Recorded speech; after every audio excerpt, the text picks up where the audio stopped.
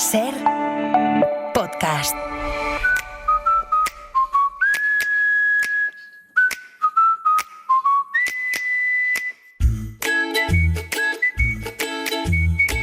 El Faro, con Laura Piñero.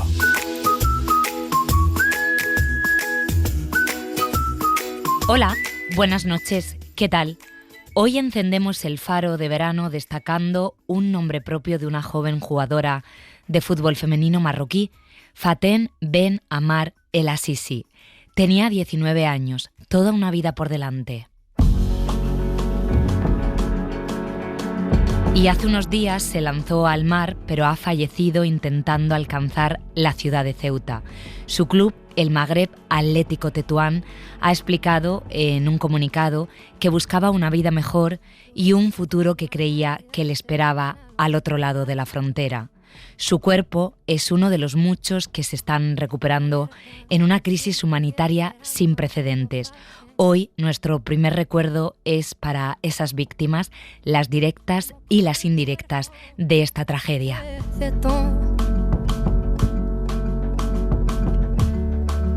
Y más sabiendo que nunca fue su honor. Un pensamiento que no cabe en el lenguaje.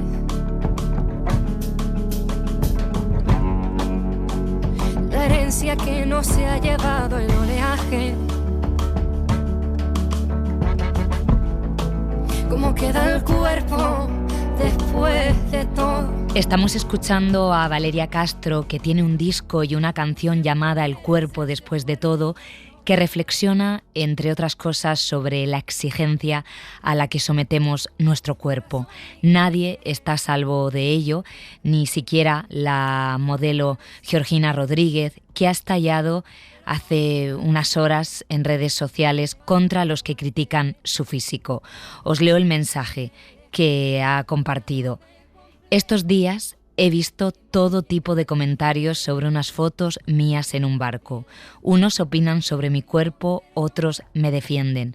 Lo estuve comentando con Cristiano Ronaldo, y le dije, me preocupa que ahora me estén llamando gorda porque vivo de mi imagen. Cristiano le respondió entonces con una frase que ella recuerda. Me dijo, tú no vives de tu imagen, tú vives de lo que eres, una mujer perfecta. Historia generalizada femenina. ¿Cómo queda el cuerpo después de todo? Pero todo esto nos recuerda que las redes sociales se han convertido en un espacio de juicio, a veces sin límites, que incrementa la presión sobre nuestros cuerpos, algo que aumenta además en verano.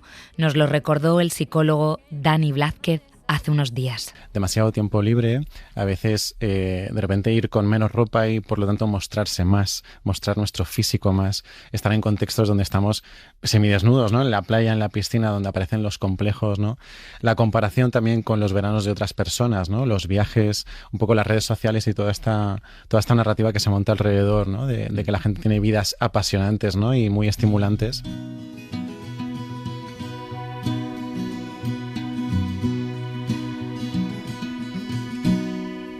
All of these lines across my face tell you the story of who I am.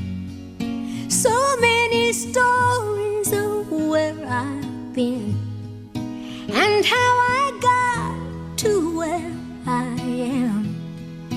But these stories don't mean anything when you got no to tell them to. Hoy hacemos de tema con vosotros historias de cuerpos y nos habéis enviado también muchos mensajes a este respecto. La verdad es que las mujeres hemos estado atadas a lo largo de toda la historia a un cuerpo que ha ido cambiando, pero inexistente e idílico. Y nos lo han hecho ver a través de todas las manifestaciones artísticas habidas y por haber. ¿Y qué pasa? Que eso hace que nos atemos enfermizamente a esa idea de cuerpo y que no disfrutemos del que tenemos. Y genera sobre todo en muchas adolescentes que lo arrastran a lo largo de la vida, trastornos de comportamiento alimentario que tenemos que tener en cuenta. Atlántica desde Canarias y un brindis por el Faro. Pero también nos estáis hablando del cuerpo desde otro lugar, su importancia en el estudio de la medicina, en el arte. Hay un cuerpo que no puedo olvidar y que me impresionó por su perfección. Fue allí, en la Galería de la Academia de Florencia, un cuerpo que Miguel Ángel esculpió para envidia de la humanidad. Se trata del precioso David. Besos, Ricitongui desde Madrid. Hola, Ferrero, soy Manuel. Una cosa, a mí lo que me fascina es ver a los cuerpos cuando bailan. Aunque sea una persona gruesa, es que tienen gracia algunos bailando. A mí me maravilla, porque es una cosa que a mí me gustaría saber. Yo no sé bailar, entonces mi cuerpo se mueve siempre con el mismo ritmo, y llega a aburrirme tanto que desisto de seguir bailando y lo dejo. Bueno, adiós, Ferrero. Y esto de bailar nos va a conectar con la sección que estrenamos hoy de nuestra compañera Irene, Los Guardianes, que invita a una doctora argentina que usa el tango para mejorar la calidad de vida de pacientes con Parkinson.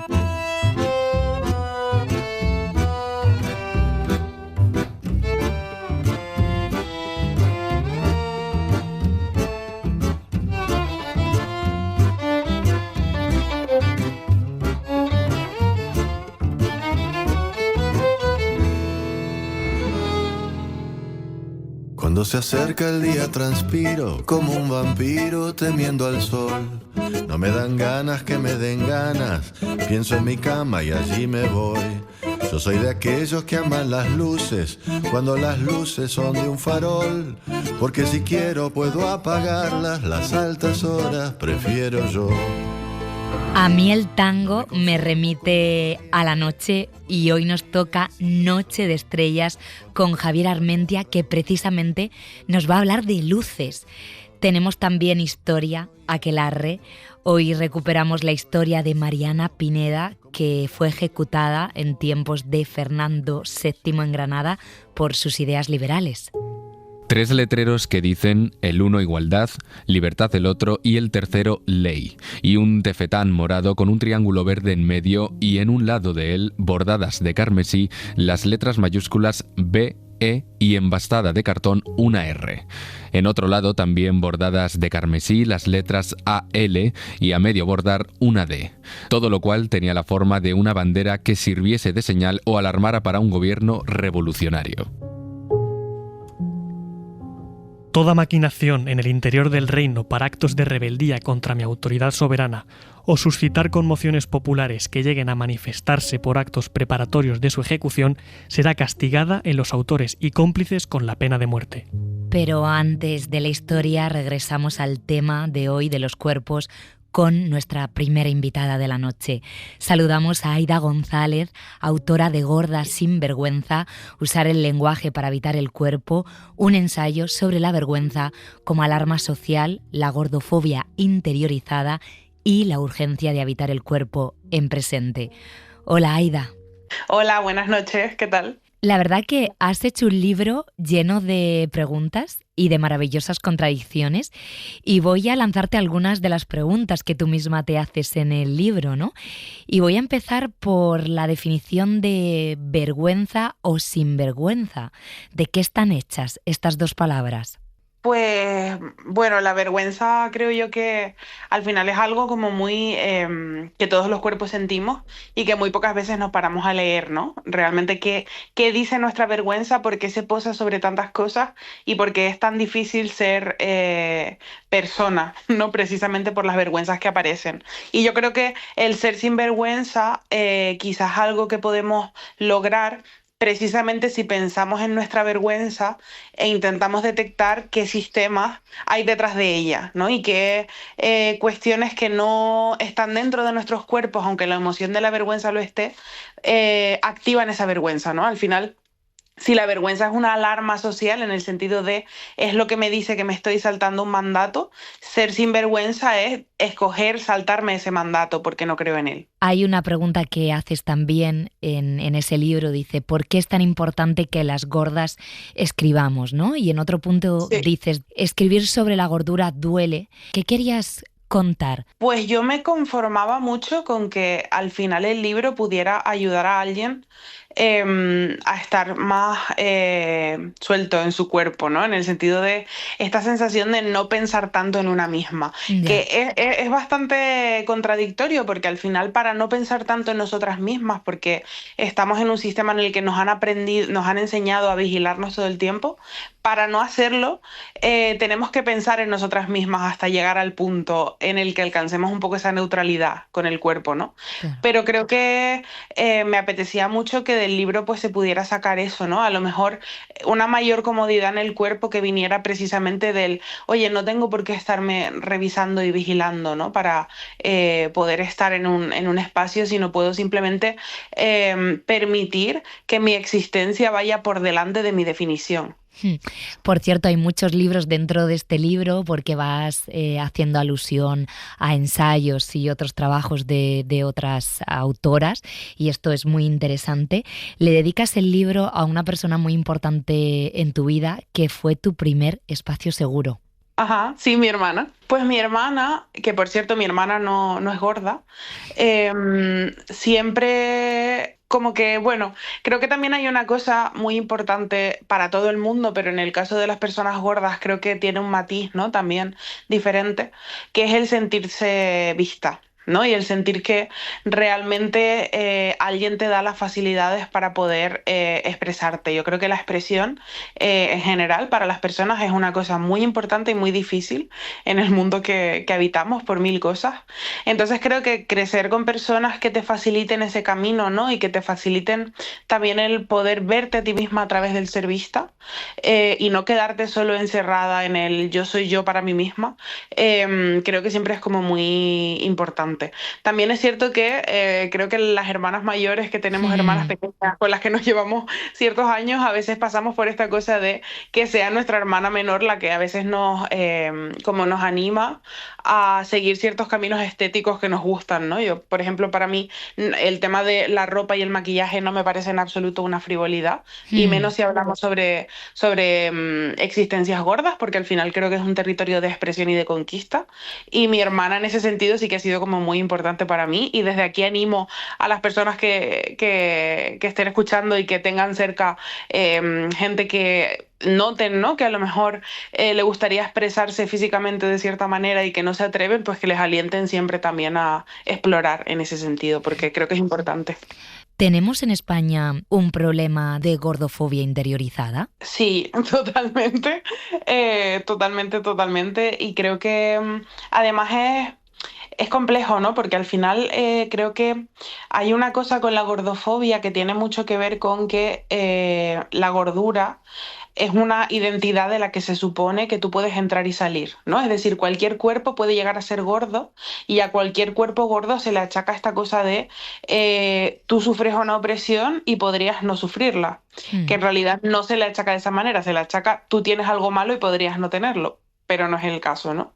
Entonces, creo que esos comentarios, ¿no? que lanzamos tan al aire y que están tan integrados como en el lenguaje cotidiano, también tienen mucho que ver con marcar a veces el espacio de yo no estoy ahí, ¿no? Yo no soy un cuerpo que vaya a convertirse en esto que me parece malo. Entonces, a veces es muy complicado explicarle a gente esta cosa de tú puedes deconstruir la gordofobia hacia las otras personas, pero si no la deconstruyes hacia ti, en realidad no la estás deconstruyendo, ¿no? Porque a veces también tenemos esta cosa que es como la otra cara de la moneda, ¿no? De usar esos comentarios despectivos para hablar de nosotras mismas, ¿no? Y para rechazar un poco nuestros propios cuerpos.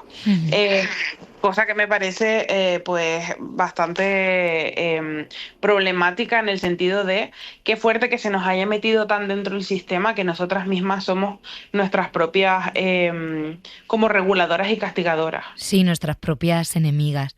Oye, este libro se podía haber llamado Gorda Virtual porque hay una parte muy importante relacionada con el mundo virtual y cómo de alguna manera en un momento de tu vida o en varios momentos de tu vida tú tenías dos cuerpos, el real y el virtual. Sí, totalmente. A mí me fascina mucho toda la cultura de Internet de los primeros 2000, o sea, es como mi tema.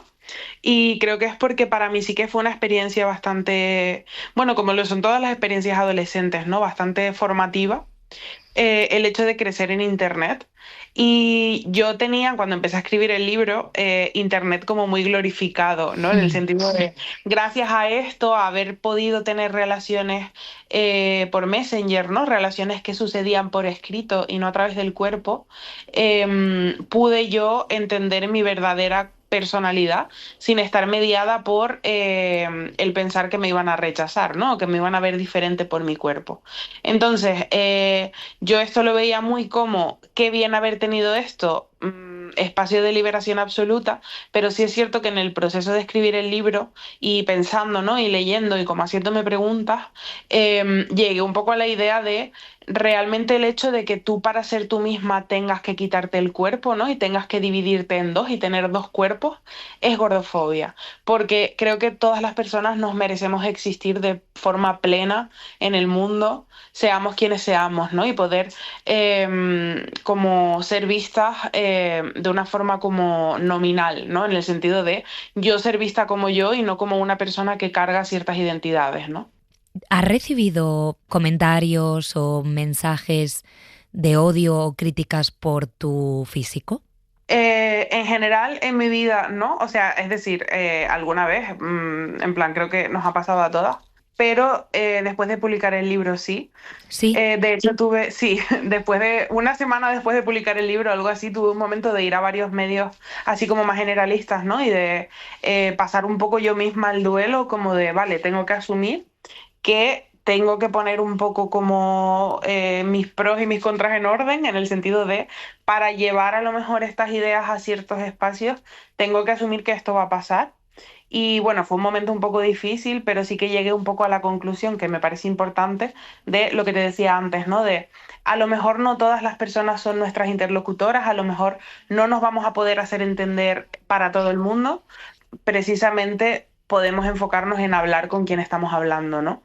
Y para mí eso sí que fue un momento como importante, también de reafirmación de era importante que escribiera este libro, porque esto va a pasar, pero también me asentó mucho en una cosa en la que yo creo mucho, que además me acompañó cuando escribía el libro, que es no debatir sobre el asunto de la salud. Es decir, lo que me pasó con lo que me ha pasado con este tema de las redes es que he visto que el único argumento que hay muchas veces para insultar a una persona gorda es el tema de la salud. ¿Y por qué ponerse, por ejemplo, un top puede ser un gesto político? El sistema en el que vivimos nos hace vivir en una carrera, ¿no? Como de querer mejorarnos, entre comillas, todo el tiempo, y de esta cultura, ¿no? Del esfuerzo y del sacrificio. Y creo que las personas gordas, que nadie dice que las personas gordas no se esfuercen y no se sacrifiquen, que no lo hacemos, ¿no? Ahí como somos un poco ese símbolo, ¿no? De cuestiones que el sistema rechaza mucho, que tienen que ver con el estereotipo que se nos asocia, ¿no? Que es un poco, pues, la pereza, ¿no? Todas estas cuestiones. Entonces creo que muchas veces somos un poco el chivo expiatorio, ¿no? En el sentido de, a lo mejor una persona está frustrada, ¿no? Porque siente que solo va a tener un cuerpo válido si pasa muchísimas horas en el gimnasio, cosa que igual no querría hacer con tanta intensidad.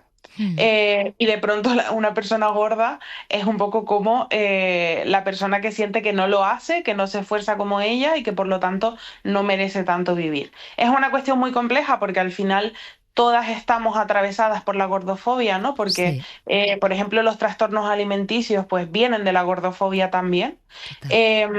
Y al final creo que ese odio hacia las personas gordas tiene que ver mucho con el odio que nos enseñan a sentir por nosotras mismas, ¿no? Aida, me queda muy poco tiempo, pero yo no sé si después de escribir este libro, así rápidamente, ¿Te terminaste de reconciliar contigo misma? Yo decía que es un libro donde tú misma admites que hay muchas contradicciones.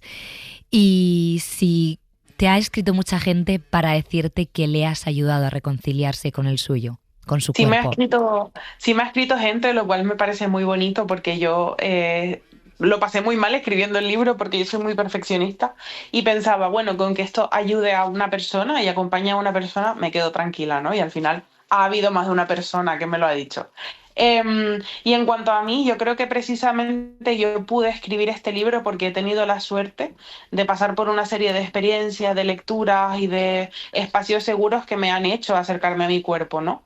Al final, el libro lo que me ha enseñado es que no es necesario llegar al final del proceso, entre comillas, porque ese final no existe. Y cada pequeña conquista, cada pequeño paso, cada pequeño como momento como de habitarnos mejor, ya es llegar al final del camino, ¿no? En el sentido de que el hecho de que nos planteemos estas cosas ya es súper importante y da igual que tengamos contradicciones porque las contradicciones son parte de la vida, creo yo, ¿no? Totalmente. Pues Aida González, autora de Gorda sin vergüenza, muchísimas gracias por estar con nosotros en El Faro del Verano. Buenas noches. Muchas gracias a ti, buenas noches. Un abrazo.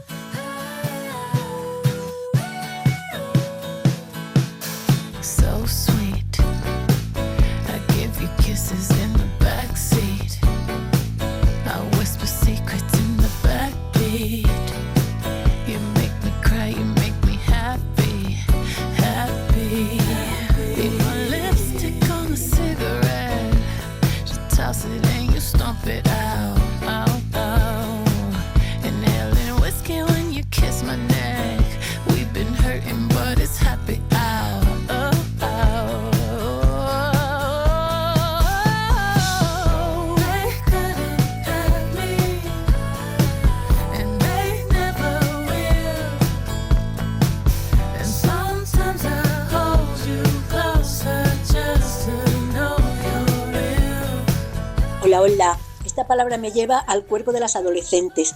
Como ven que sus cuerpos se van transformando y adquiriendo nuevas formas, les entran unas ganas inmensas de permanecer delgadas y hacer locuras tremendas. Yo, por ejemplo, estuve 8 días sin tomar nada sólido.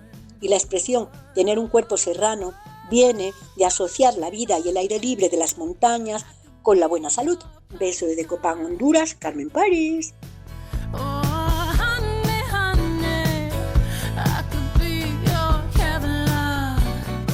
Hola, ¿qué tal? El cuerpo. Ay, ¿cómo te puedes sentir encerrado en una jaula por las observaciones ajenas? Desde que eres niña y tomas conciencia de lo que otros ven en ti, empieza ese vía crucis. Al parecer nacerse incompleta o no cumple los estándares de altura, peso, forma. Te condicionan desde tu familia a sentirte incómoda dentro de tu propio cuerpo.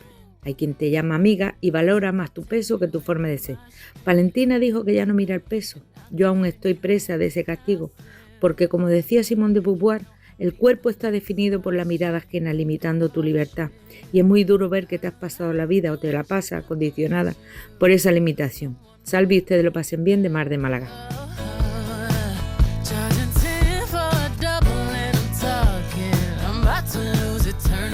Hola, fareros, fareras de Luisa. La sociedad actual exalta los cuerpos jóvenes y bellos y, por el contrario, desecha los cuerpos que enferman o los cuerpos que envejecen.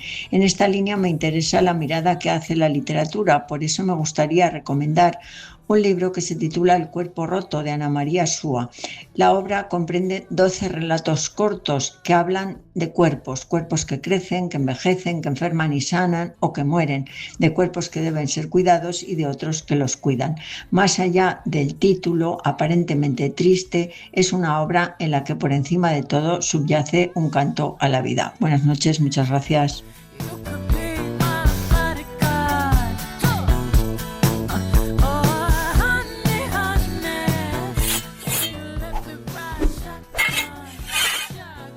Hola, mi nombre es El Guerrero de la Antifrase. Hace 3 años mi salud estaba comprometida. Pesaba 94 kilos, tenía apnea severa del sueño que me obligaba a dormir con una CPAP, insomnio medicado y un hipotiroidismo sin controlar. Por recomendación médica empecé a ir al gimnasio. Allí apareció Colibrí, una compañera cuya energía y apoyo marcaron la diferencia. Gracias a ella me atreví con spinning, natación y entrenamiento funcional, actividades que jamás habría imaginado incorporar a mi vida. Hoy mi realidad es otra, peso cerca de 80 kilos, ya no uso CPAP porque el último estudio confirmó que no tengo apnea y he dejado la medicación para dormir. Colibrí, gracias por acompañarme, por tu ejemplo y por tu manera de empujarme siempre hacia adelante. Un abrazo lleno de fuerza de un guerrero a una guerrera. Muy buenas noches.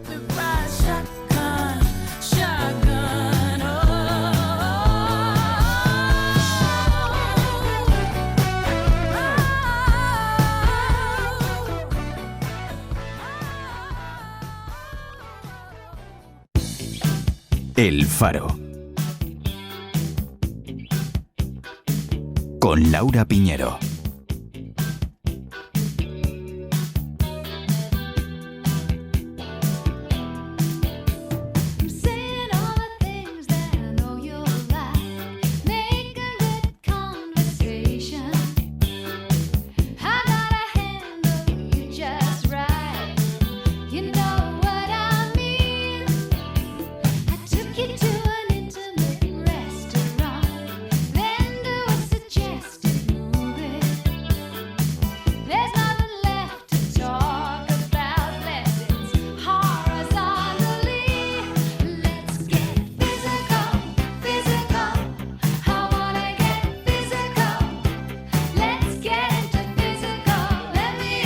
Hay canciones que uno las escucha y yo creo que se va el cuerpo directamente a bailar, a hacer ejercicio. Y esta canción es una de las más conocidas de Olivia Newton-John. La melodía es tan mítica como su videoclip, no sé si lo recordáis, pero se puede ver a la cantante haciendo ejercicio en un gimnasio y parece que algunos de vosotros, los oyentes, habéis seguido su ejemplo. Quien diga que no le preocupa su cuerpo, falso, porque sin cuerpo no hay vida. Así que yo lo cuido. Lo de escucharlo tampoco lo veo, al menos no a él solo, porque si fuera así, con estos achaques no me levanto de la cama. Así que arriba, y 1 hora de gimnasio es lo que necesito para arrancar. Y eso me lo dice mi mente. Minucha alikindoy.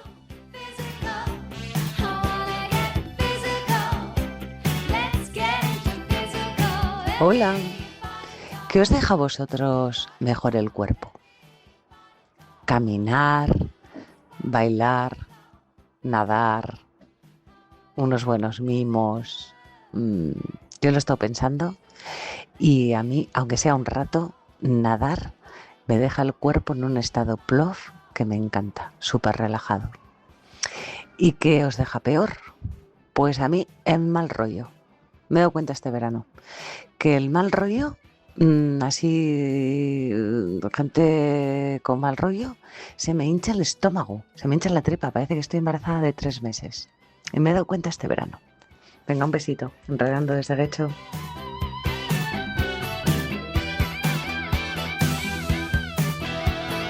En 1995, José Luis Cuerda presentó la película Así en el cielo como en la tierra y para grabarla pues había muchos extras.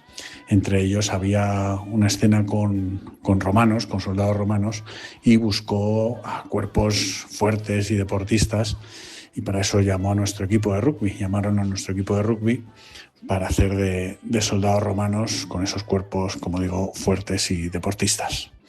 Lo que no sabía es que un equipo de rugby es un enjambre de cuerpos y personajes muy peculiares, donde hay cuerpos gorditos, fuertes, bajitos, tirillas, hay de todo. Y la verdad es que quedó un ejército de romanos muy peculiar. Un saludo, Kaiku, desde Cercedilla. A la mañana siguiente, a las 8:15 en punto, a la hora que yo había dicho, empezó el desfile de los que se iban al apocalipsis.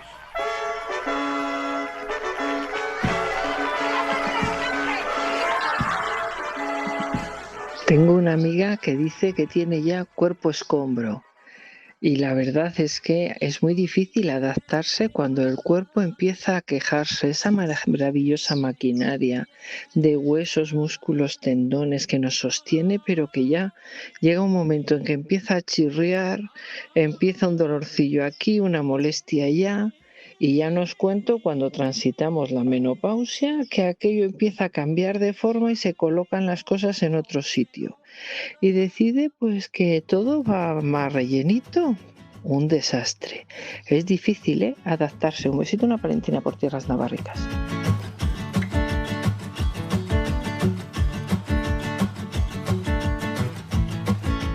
Hola fareros, hace mucho tiempo que no os escribo. Faro o cuerpos. Pues cuando tienes 18 años todo está en su sitio, todo, bueno, estamos estupendos de la muerte y nos gusta el tío más macizo de la discoteca. Pero al cabo de los años te das cuenta que eso baja por todos los lados y prefieres a alguien que tenga la cabeza en su sitio y los pies en la tierra. Un abrazo muy fuerte, pronto vacaciones y en septiembre os volveré a escuchar. Un Andarríos por el norte. Un abrazo.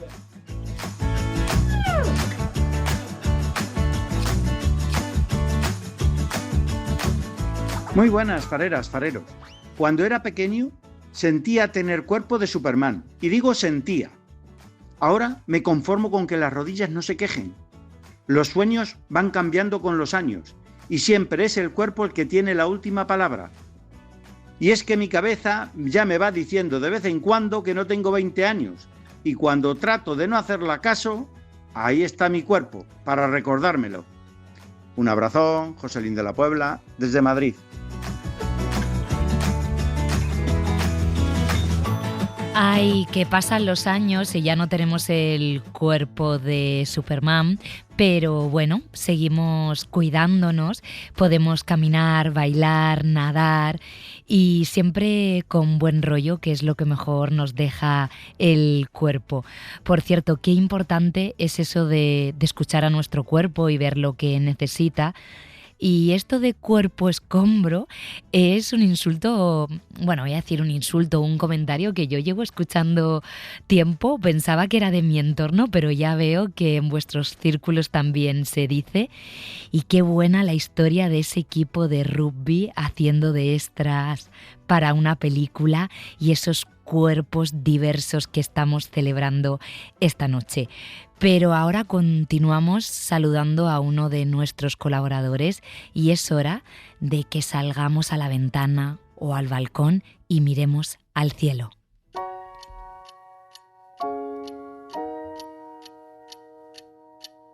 Nocturnal. Crónicas del firmamento. Con Javier Armentia. There's a rhythm and rush these days where the lines don't move and the colors don't fade. Leaves you empty with nothing but dreams. In a world gone shallow, in a world gone mean. Javier, buenas noches. Hola, buenas noches, Laura. ¿Cómo estás? Pues muy bien, porque fíjate, falta ya una semana para el eclipse de sol del 12 de agosto y estoy casi con los dedos huéspedes. Estamos organizando un montón de cositas por Lerín, un pueblo de Navarra, pero de esto ya te hablaré otra noche. Hoy quería aprovechar que tenemos estas noches, como está la luna menguante, sí. Pues tenemos el cielo bastante oscuro al comienzo de la noche y me preguntaba siempre, fíjate, había una campaña por ahí que se sacó hace unos años que decía, ¿quién nos ha robado la Vía Láctea? ¿Tú has visto la Vía Láctea en el cielo, el Camino de Santiago? Pues no, la verdad, y me comentabas antes esto de la campaña, ¿quién nos ha robado la Vía Láctea? Y yo te pregunto, ¿quién la ha robado? Es verdad que desde las ciudades es complicado, o no sé si casi imposible verla. Bueno, desde algunas ciudades sí, y algunos pueblos que están empezando a cuidar un poco el tipo de iluminación que ponen por la noche, porque quien nos las ha robado son las farolas realmente. Fíjate, yo recuerdo que hace 35 años, cuando empezamos a trabajar en el Pamplonetario con nuestra escuela de estrellas, solíamos preguntar a los niños, ¿habéis visto el Camino de Santiago? ¿Habéis visto la Vía Láctea? Y muchos levantaban la mano porque o iban al pueblo en verano o bueno, incluso desde la propia propia ciudad de Pamplona se podía ver el cielo. Pero luego eso cambió, ¿no? Las farolas fueron cada vez más brillantes, incluso muchas iluminando hacia arriba y en vez de iluminar el suelo. Y toda esa luz difusa pues fue ocultando ese cielo maravilloso que los abuelos, sin embargo, cuando venían con los chavales pequeños al planetario, pues recordaban haber visto pues perfectamente de niños. Yo estaba diciendo, no la veo en Madrid efectivamente por esas farolas, claro, por esa contaminación lumínica, que yo creo que deberíamos repensar las ciudades en este sentido, pero sí es verdad que en la playa con mi familia, en esas noches sin farolas cerca, sí que la he visto, ¿no? Pero yo no sé si hay que ponerlo como ejercicio para que, sobre todo las nuevas generaciones, no se pierdan ese descubrimiento, ¿no? Ese placer. Sí, porque además ha sido una cosa relativamente reciente, de 2 generaciones, de hace 20, 30 años, ¿no? Que fue cuando se empezó, bueno, por un lado a pavimentar el país y por otro lado a poner muchas farolas. Y además farolas que están encendidas durante toda la noche, farolas que dan un tipo de luz que no es el adecuado. Y precisamente hoy te venía a contar eso, ¿no? Cómo hemos invadido la noche y no es porque el cielo haya cambiado. Las estrellas, las nebulosas, las galaxias siguen allí. No es tampoco contaminación del aire, es decir, ahora hemos ido mejorando muchísimo. Es cierto que había algunas ciudades y sigue habiendo muchas ciudades con mucho smog, ¿no? Que nos impide ver el cielo, pero realmente lo que pasa es que ponemos mal las luces. O sea, fíjate, parece que colocamos las farolas para que sean bonitas desde la estación espacial. Tú has visto esas fotos, ¿no? Que se ven ahí desde el espacio. Sí. Es verdad. Oye, ¿y tú cuando lees o escuchas al alcalde de Vigo y todo esto de las luces de Navidad, que es que empiezan prácticamente ya a instalarlas, ¿qué piensas? Me da mucha pena, me parece que es un exceso de luz. Yo creo que para celebrar las fiestas ni hay que empezar a finales de julio a hacer el anuncio, ni hace falta que desaparezca la noche, ¿no? Bueno, ya sabemos que es todo un poco por aquello de que todos hablamos del Vigo y de sus luces, de los récords, de la cantidad de vatios que están metiendo. Fíjate que incluso en ese contexto que estamos hablando del ahorro energético, pues esto no es muy lógico, ¿no? Pero ni siquiera, o sea, fíjate, sencillamente, aunque no fuera tanta luz, poniendo luz mal colocada, ya transmitimos ese mensaje mal hecho, ¿no? Fíjate, y yo creo que lo vivimos todos. Yo tengo un problema, por ejemplo, yo vivo en un segundo, y tengo unas farolas cerca de casa que me dan mucha luz a las ventanas. Entonces yo de noche puedo moverme por toda la casa sin encender una sola luz. Pero esto significa que de noche tampoco tengo una habitación oscura que pueda ver las estrellas, porque lo que veo son farolas cercanas, ¿no? Bueno, pues esto nos está pasando, y no es que tengan muchas farolas o de mucha potencia, es sencillamente que están apuntando un poco para arriba y que nos llega la luz. O sea que toda la luz, toda la energía, toda la luz que mandamos hacia arriba es algo que desperdiciamos. Ilumina las paredes, las habitaciones, pero no queremos eso, queremos que ilumine el suelo, la acera, ¿no? Claro, es que yo precisamente por lo mismo tengo una pequeña discusión, conflicto con un vecino, porque hay una farola que separa su casa de la nuestra y si estás durmiendo y abres la persiana es que tendrá la luz de la farola de una manera muy fuerte, y es verdad que no sé decirte si la farola depende de nosotros o de la gestión municipal, pero yo quiero taparla y ya estoy en conversaciones con el vecino, porque ya no he pensado en las estrellas, he pensado que no puedo dormir y pienso, esa farola está ahí por la sensación de seguridad, para darnos esa sensación, para, digamos, disuadir a posibles ladrones. Fíjate, este es un tema bastante complejo. Se ha visto que la percepción de seguridad no solo depende de la luz, ¿no? Se ha visto en muchas ciudades se hacen recorridos nocturnos protegidos, un poco más seguros, especialmente para mujeres. Poner más luz no elimina estos problemas. Tener una ciudad más segura, saber que hay vigilancia, saber que hay lugares en los cuales puede una caminar protegida, pues sí lo cambia, ¿no? También pasa en muchas rotondas y ya para los vehículos, a veces se pone excesiva iluminación y esto no disminuye los accidentes. Es más, a veces causa pues deslumbramientos o gente que se despista un poco con tanta luz. O sea que realmente lo que hace falta, yo creo, en esto es siempre poner la cantidad adecuada de luces, mirar hacia dónde, también con qué horarios y cómo se ilumina. Y fíjate, con la revolución LED vinieron todas esas luces y muchos pueblos que tenían una luz pequeñita, poca, pues han puesto demasiada. Y ahora en esos ayuntamientos además es una luz muy azul, blanca, que es precisamente la que hace más daño para la noche. Eso te iba a decir, que la luz blanca, que es o puede parecer la más parecida a la luz del día, a la luz natural, a mí particularmente, voy a expresarlo así, me van a entender los oyentes y tú seguro, me sangran los ojos cuando hay una farola con una luz blanca y digo, no puede haber una luz más, más amable. Ay, pues yo estoy contigo, a mí me pasa lo mismo. Fíjate que el patrón que hemos tenido durante toda la historia de la humanidad, el patrón de día, el patrón de luz de día, ha sido el sol, ¿no? La luz del sol, la luz blanca, y esto lo podemos entender todos. Pero de noche, ¿qué luz teníamos? La luz de los fuegos, de las bombillas, de las velas, una luz normalmente más amarilla.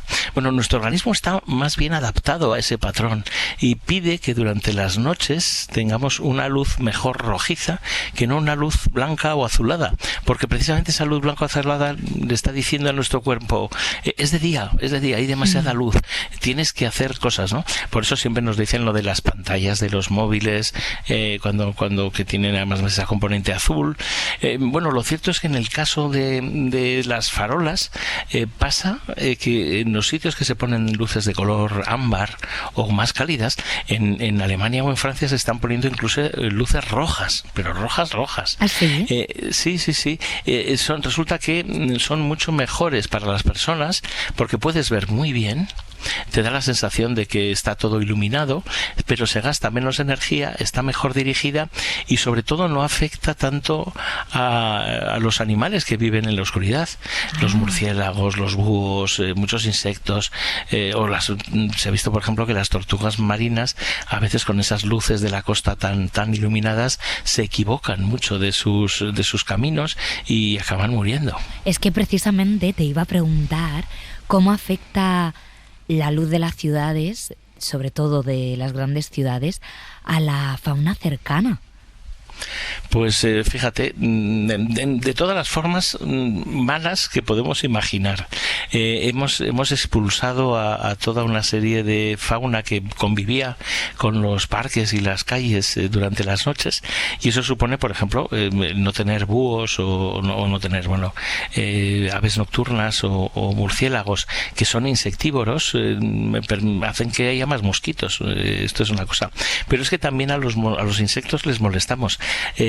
Las luciérnagas pues sufren porque no pueden luchar contra las farolas, y entonces ¿qué sentido tiene iluminar sus cuerpos para buscar pareja, no? Mira, hay unas especies de insectos voladores que se llaman así, efímeras, porque además su vida dura pues apenas unas horas, ¿no? Toda su existencia adulta consiste en encontrar pareja, aparearse y caer sobre el agua donde dejan sus huevos, ¿no? Pero si encuentran una farola brillante, se quedan dando vueltas alrededor de ella hasta morir agotadas. Nunca llegan al río, de forma que tampoco dejan descendencia. En el sur de Francia, en algunos pueblos, apagan las luces cerca de los ríos precisamente para que las efímeras y otros insectos puedan hacer su ciclo vital y su ciclo reproductivo, y está ahí, ¿no? Te decía de las luciérnagas. Las luciérnagas europeas ya no lucen tanto por culpa de que, sobre todo las que viven cerca de las ciudades, porque las luciérnagas se acaban confundiendo las luces suyas con las luces de la ciudad, y entonces no encuentran pareja las pobrecicas. Ya. Oye, ¿y no deberíamos entonces repensar cómo están iluminadas las ciudades? Hablar con los ayuntamientos, que hay que hacer un plan que garantice pues el confort y el bienestar de las personas y también de la fauna.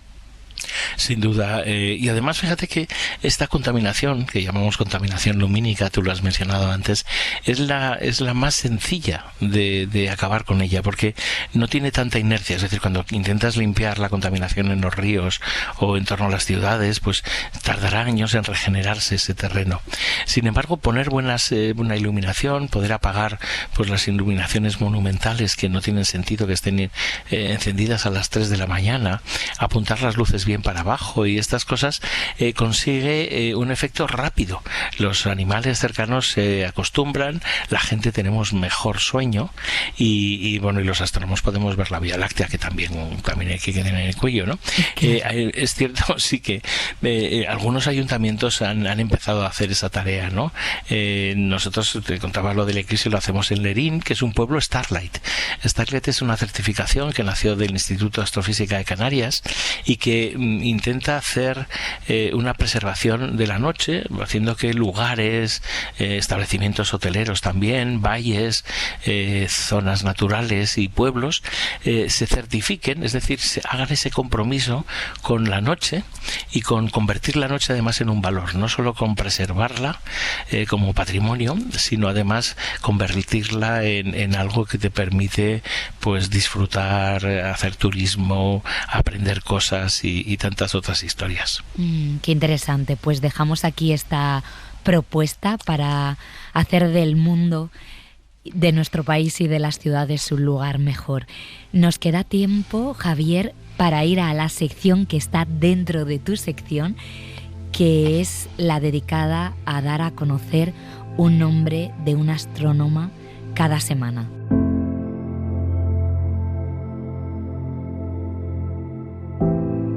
Sí, además muy relacionado con esto que estábamos hablando, ¿no? Fíjate, te voy a hablar de una astrónoma estadounidense que trabaja en el Observatorio Nacional de Astronomía Óptica. Nació en 1957, se llama Connie Walker. Y ella es una astrónoma que ha trabajado mucho en educación y divulgación de la contaminación lumínica. Fíjate, uno de los proyectos que hicieron en 2012 empezaron, se llama El Globo durante la noche, ¿no? La Tierra de noche, Globe at Night. Y entonces esto es una propuesta de ciencia ciudadana. Sabes que estos proyectos invitan a la gente que todos nos convirtamos un poco en científicos y en científicas para poder trabajar y ayudar a grandes tareas. La idea es cómo de oscura tenemos la noche. Y esto se hace con una aplicación móvil muy sencilla en la que puedes contar estrellas. Tú miras una zona del cielo determinada en un cierto momento de la noche y miras cuántas estrellas ves y lo pones. Bueno, con los datos de miles y miles de personas se ha ido haciendo un mapa que ha ido, digamos, siguiendo la calidad del cielo, y complementar estos datos además con observaciones que se hacen desde la Estación Espacial Internacional, de otros satélites, y tener así una medida de cuánta contaminación hay y dónde se están haciendo buenas medidas, es decir, dónde disminuye y dónde, como nos pasa en España, la situación ha ido empeorando con los años. Pues aquí queda esta historia, este nombre de mujer. Yo creo que podemos hacer a final de verano un mapa con todas estas mujeres y todas estas historias que merecen ser recordadas y reivindicadas. Javier Armentia, muchas gracias. Nada, es un placer, que tengas muy buena noche. Igualmente, buenas noches. Una mujer se ha perdido, conocer el delirio y el polvo. Se ha perdido esta bella locura, su breve cintura debajo de mí. Se ha perdido mi forma de amar, se ha perdido mi huella en su mar. Veo una luz que vacila y promete dejarnos a oscuras. Veo un perro ladrando a la luna con otra figura que recuerda a mí. Veo más, veo que no me halló. Si os digo cuerpo, lo normal es que pensemos en nosotros, en la carne, en el hueso, en el pulso y ya está. Pero al final la palabra está en todos los lados. Por ejemplo, un libro es un cuerpo de papel lleno de historias. Una canción, yo me he acordado de la de Silvio Rodríguez, Óleo de una mujer con sombrero, en donde habla de distintas formas de cuerpo. Necesita su propio instrumento para sonar. Bailar es simplemente ponerle cuerpo a lo que sientes. Si lo pensamos, nosotros somos polvos de estrellas con patas, trocitos de vida dentro de un universo que también es un cuerpo enorme. Y es que al final todo lo que es real termina pasando por la materia. Y apago el reloj, que me tenga cuidado el amor. Fareros y fareras, yo no entiendo por qué cuando nos desnudamos nos sentimos tan vulnerables. Porque al fin y al cabo todos somos cuerpo, ¿o no? Tempo fugui de Burdeos, que paséis buen día, buena noche. Corrompiéndose al centro del miedo y yo, que no soy bueno, me puse a llorar. Pues precisamente hace poco pensaba, hace un mes, no te vayas a creer que más, que mantenía una relación muy insana con mi propio cuerpo, que si estoy demasiado viejo, que si estoy demasiado gordo, que si soy demasiado bajito, que si a quién le voy a gustar así, pero planteado en términos generales, no en términos específicos. Es jodido salir de esa dinámica, y eso que yo no fui más allá, o sea, me planteé un día delante del espejo y me dije, tío, quiérete. Si cada uno es como es, tú también eres como eres y ya está. Y si no puedes opinar de los cuerpos ajenos, del tuyo, mucho menos. Y menos en esos términos. Ya os digo, complicado la tontería, que no lo es. En fin, buenas noches, fareros, fareras. Soy David, el farero solitario. Quereos. El amor, que le puedo cantar su canción. Una mujer con sombrero. Buenas noches, fareros, fareras, cuerpo. Pues a mí me llamaban body cuando era pequeña porque era todo cuerpo. Tenía unas lorcitas que me salían en las muñecas, en los codos, por todos lados, comestibles. Y de hecho esto también me ha hecho recordar que cuando mi hija Vera era bebé, que también sacó mi fisionomía, ahora estiliza mucho, pero bueno, me encantaban sus manos regordetas. Es que cuando me tocaban esas manos, primero con esa piel tan suavecita y tan rechoncha, sentía que otra piel me acariciaba, no solo me daba la mano. Larga vida al Faro, la Montermoseña. Sí, lloraba por mí y ahora lloro por verla morir. Pero entonces lloraba por mí y ahora lloro por verla morir.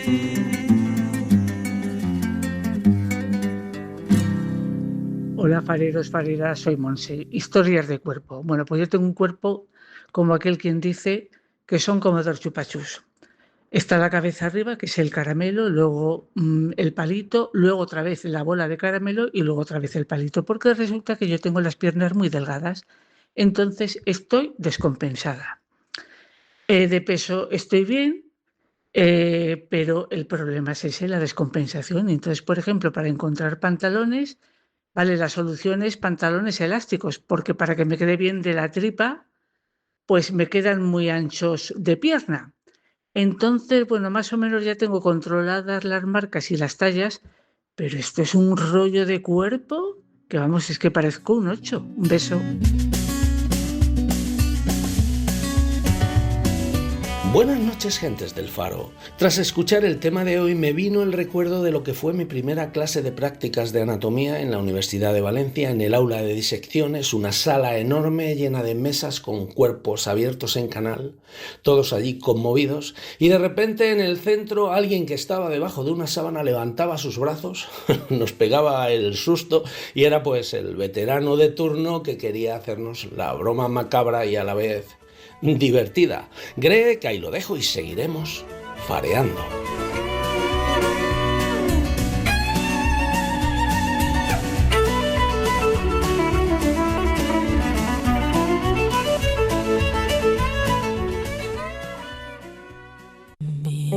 El Faro con Laura Piñero.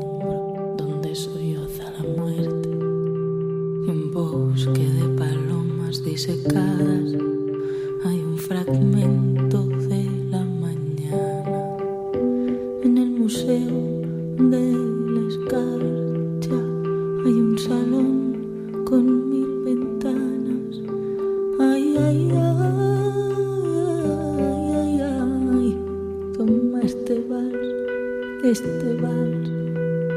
este vals con la boca cerrada. Estamos escuchando a Silvia Pérez Cruz y a Raúl Refri, que pusieron música al célebre poema de Lorca, Pequeño Vals Vienés, que está en Poeta en Nueva York, y lo hemos elegido para recordar que Lorca, más allá de la poesía, fue también un gran autor teatral, y en 1927, pese a las trabas de la censura de Primo de Rivera, estrenó la que él consideraba su primera obra de teatro, Mariana Pineda. Con ella devolvió al gran público la figura de una mujer a la que se la recuerda por su lucha contra el absolutismo de Fernando VII, por bordar una bandera liberal y por negarse a delatar a sus compañeros antes de ser ejecutada. Fue una heroína y mártir de la causa liberal española, aunque sigue siendo una gran desconocida y un personaje a reivindicar. Y eso vamos a hacer esta noche, conocerla mejor en una nueva entrega de Aquelarre.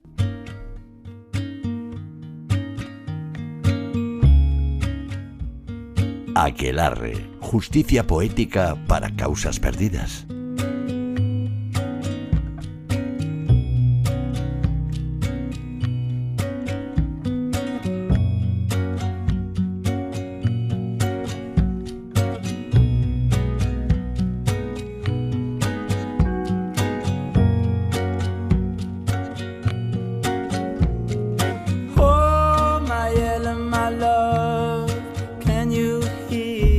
Saludamos a Paula Sánchez, arqueóloga, historiadora y coautora del libro La Granada de Mariana Pineda, Lugares, Historia y Literatura. Paula, buenas noches. Hola, buenas noches. Bienvenida al Faro de Verano, a esta sección que hemos llamado Aquelarre, porque pretendemos hacer justicia por determinados personajes que creemos que hay que reivindicar desde muchos lugares, y hoy es la noche de Mariana Pineda. Y antes de nada, si tú tuvieras que presentarla a alguien que no ha oído hablar de ella nunca, ¿por dónde empezarías?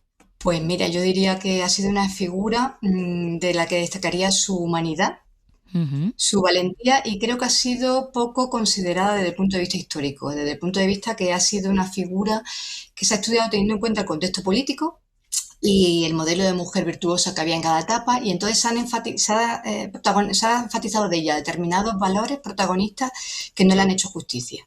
Sí, porque es verdad que lo que pensamos directamente cuando nos dicen a muchos Mariana Pineda, ya enseguida empezamos, la ubicamos en ese momento que fue acusada, que luego la ejecutaron, lo de la bandera liberal, pero hay una historia previa que además me apetece comentar contigo.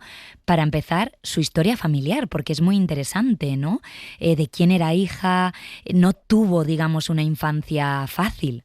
Sí, mira, Mariana nace el 1 de septiembre de 1804 y va a morir el 26 de mayo de 1831, es decir, estamos hablando del primer tercio del siglo XIX, y es verdad que su padre podemos decir, es aristócrata, es una familia importante, ¿no? Se dedica de hecho a la carrera militar, pero su madre es una mujer de condición humilde. Entonces no se casan y esto va a repercutir mucho en la vida de Mariana, porque la madre es manceba. Así aparece, pensemos que en la España de aquel momento hay una rígida moral social, un acusado de espíritu religioso, y las clases se dividen mucho. No se puede casar por esa diferencia social. Entonces, ¿qué ocurre? Que la infancia de Mariana, hasta los 4 años, fíjate, va a estar mediatizada por una separación de sus padres, un litigio judicial, una adopción por parte de su tío paterno, y posteriormente ya va a ser adoptada por unos antiguos sirvientes de la casa de la familia Pineda, José de Mesa y Úrsula de la Presa. Por lo tanto, su vida, su infancia, fíjate, se ve mediatizada por separaciones, litigios judiciales entre su padre y su madre, como te he dicho, una adopción por parte de su tío, y después ya, pues, con 4 años entra en un nuevo núcleo familiar.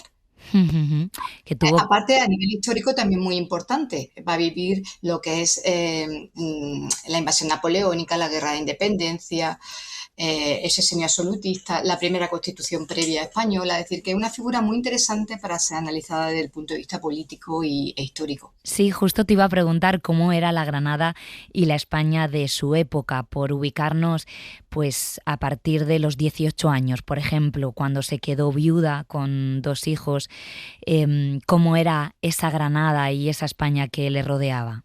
Pues mira, muy interesante esto que me comentas, porque ella se casa con 15 años de edad. ¿Por qué se casa tan joven? Porque la esperanza media de vida son los 29 años. Entonces, vamos a decir que la España de aquel momento va a estar mediatizada sobre todo por la lucha entre el liberalismo y el absolutismo. Y entonces, y además la figura de Mariana es muy interesante de estudiar porque ella cuando se casa, con 15 años de edad, justamente coincide con el trienio liberal, que es una de esas etapas donde hay constitución. Y ella se va a, podamos decir, a formar, a nutrir de todas esas ideas liberales. Y cuando ella queda viuda, y pensemos que una mujer viuda en aquel momento se convertía en cabeza de familia, principal de la casa, porque las mujeres tienen una posición subordinada y tutelada, se casaban en condición de capitis diminutio, es decir, necesitaban licencia para ir a juicio, para testar, para adquirir propiedades. Recordemos que en España la licencia marital todavía existe en 1975, pues imaginemos en el siglo XIX. Entonces ella, en ese, podamos decir, cuando se convierte, cuando queda viuda, se inicia lo que se llama la década ominosa, que son 10 años de pleno absolutismo, donde ella va a actuar como liberal. Es decir, la Granada de Mariana Pineda va a estar, sobre todo, señalizada por esa lucha entre absolutismo y liberalismo, y Mariana va a ser una mujer que va a, podamos decir, a saltar al escenario público y va a ser una mujer liberal que va a participar en la causa política liberal. Sí, desde ese momento es cuando imaginamos que ella adquiere ese compromiso político y entiende, ¿no? Pues cómo afecta la restauración del absolutismo, ¿no? en el país. Y ella, tú lo estabas comentando, realmente hizo, no sé si llamarlo activismo o diferentes acciones para defender la libertad. Creo que ayudó a un primo suyo a escapar de la cárcel, por ejemplo, y otra serie de hechos que pudieron a lo mejor ponerla ya en el foco de la diana. Sí, mira, realmente también me interesa destacar cómo eran las mujeres liberales para hablar de Mariana, ¿no? Hay un estudio muy interesante de Fuentes y Garí en un libro, La Amazona de la Libertad, donde se dice que las mujeres liberales, de hecho, Mariana no era la única mujer liberal, lo que pasa es que fue la única mujer ajusticiada. Las mujeres liberales, sobre todo, tenían una base aristocrática burguesa y estaban alfabetizadas, estaban, ¿cómo decirlo?, se habían educado en un modelo social en el que las mujeres podían tener más participación en la vida económica, cultural y política de su tiempo. Aparte de estar alfabetizadas y ser aristócratas, eran viudas, con esa participación, como te comentaba, con mayor libertad, y sobre todo van a ser mujeres correo. Mujeres correo significa que van a trabajar en el ámbito clandestino, llevando, por ejemplo, documentos, noticias, dentro de esa clandestinidad que suponía el liberalismo. Y entre esos episodios, también muchas alfabetizadas asistían a los reos condenados a muerte, y sabemos que Mariana incluso logró, con estrategia, que su primo, Fernández Álvarez de Sotomayor, se escapara de la cárcel de la Real Chancillería de Granada.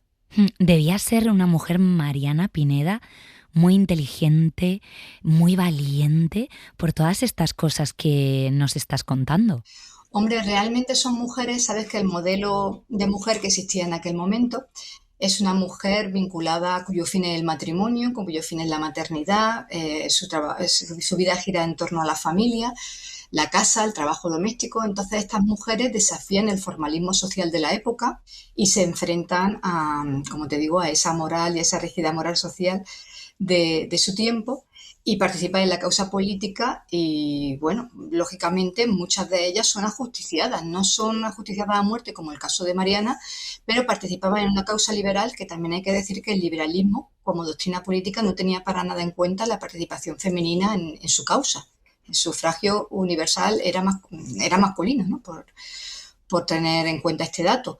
Por lo tanto, son mujeres que participan sin que sean consideradas en esa, podamos decir, causa liberal, pero que están exponiéndose porque si te encontraban con cualquier bandera, si te denunciaban como mujer correo, significaba un ajusticiamiento, ¿no?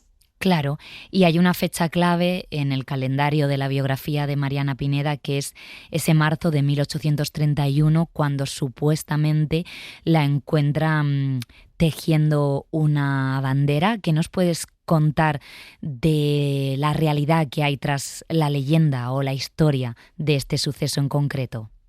Bueno, yo quiero destacar aquí a Antonina Rodrigo, que ha sido fundamental como biógrafa de Mariana, porque hasta 1975 no existe una biografía en condiciones, podamos decir, que hable realmente del personaje histórico.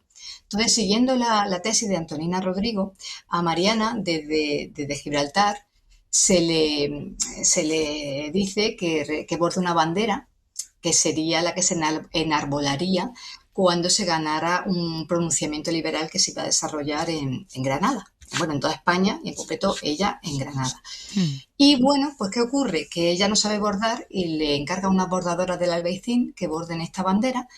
Con la mala pata, en una ciudad muy pequeñita de unos 55.000 habitantes, que una de estas bordadoras tiene amoríos con un cura liberal, Julián Herrera, y este cura se le dice a su padre, que era partidario de absolutismo, que se está bordando la bandera del próximo pronunciamiento liberal. Con lo cual le llega un chivatazo al alcaide del crimen de la Real Chancillería de Granada y mediante una estrategia, una trampa en la que esa bandera media bordar la colocan en la casa que habitaba Mariana, pues ya tienen una causa material, una prueba material, mejor dicho, para vincular a Mariana con esa, podamos decir, causa liberal, ¿no? Y entonces será cuando Mariana, primero en su casa es encarcelada, pero como intenta escapar ya la llevan a un convento cárcel de mujeres, el Beaterio de Santa María Egipciaca, y ahí llega hasta 2 meses, del 27 de marzo al 24 de mayo, esperando, pues, podamos decir ya la sentencia, que desgraciadamente fue pena de muerte.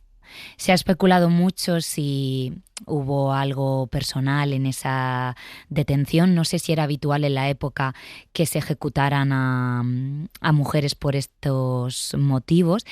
Y creo que le llegaron a ofrecer el indulto a cambio de delatar, pero no aceptó. ¿Esto es real?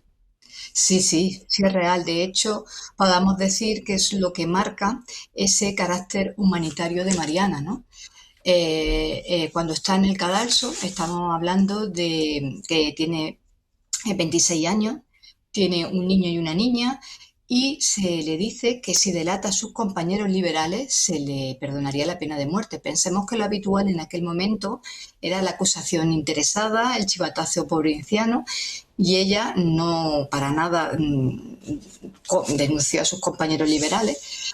Es más, el marqués de Custine recogió unas palabras: el recuerdo de mi suplicio hará más por nuestra causa que todas las banderas del mundo. Y por eso ella se convierte en heroína de la libertad. Si ella hubiese denunciado, imagínate el círculo de violencia que se hubiese generado en Granada. Es decir, estamos hablando de altruismo social, sacrificio civil, y ejemplifica muy bien valores ligados a una cultura de la paz, ¿no? Es una mujer que no delata y muere y no traiciona su causa y apela por frenar ese círculo de violencia, ¿no? Con su vida.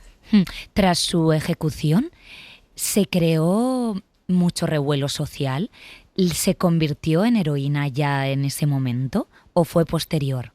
No, fue mucho posterior. En aquel momento todavía había mucha presión, mucho miedo.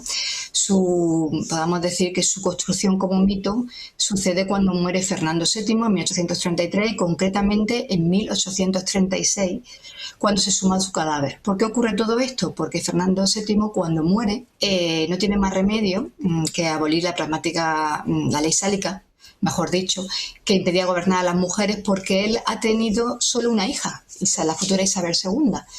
Y entonces tiene que abolir esa ley sálica para que su hija gobierne. Entonces su cuarta mujer, María Cristina de Borbón, madre de Isabel, la futura Isabel II, se apoya en los grupos liberales. Porque el hermano del rey Carlos se apoya en el absolutismo, se iniciarían las guerras carlistas además. Por lo tanto, el liberalismo llega al poder. Y Mariana, pues imagínate todos los actos y los homenajes que se van a hacer en torno a Mariana, que había sido víctima de esa causa, de ese poder absolutista, ¿no? Claro, ¿y por qué luego el personaje tengo la sensación que fue cayendo en el olvido? Yo descubrí su figura, bueno, hace ya unos años, pero yo creo que fue muy tarde. A mí no me hablaron de ella en el colegio, por ejemplo. Mira, no en el colegio, es que yo hice la carrera de historia y tampoco me hablaron del personaje. Realmente yo empiezo a estudiar Mariana por una beca de investigación del Instituto de Estudios de las Mujeres del Ayuntamiento de Granada. Entonces, cuando me doy cuenta de la dimensión del personaje y de un tema muy interesante, que es cómo se ha estudiado a las mujeres en la historia, ¿no? El caso de Mariana es muy significativo a este respecto porque su estudio ha estado mediatizado por el contexto político de nuestro país y también por, podemos decir, el modelo virtuoso de mujer que existía en el momento en el que Mariana es estudiada. La ha perjudicado, claro, la perjudicó.